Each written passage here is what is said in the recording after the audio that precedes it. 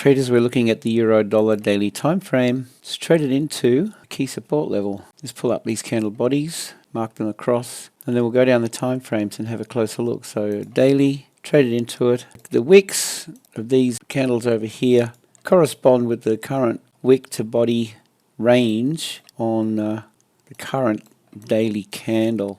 So we have this resistance, this range above that's tapped into it, and I'm looking for the retrace and a potential entry point. Simply put, we get something like that, and I'm interested. Targets, there's one right there. Okay, first target would be the current high. That would be a second target, and I'd be looking to build my position because I think we've got a trend reversal going on here by the looks, possibly.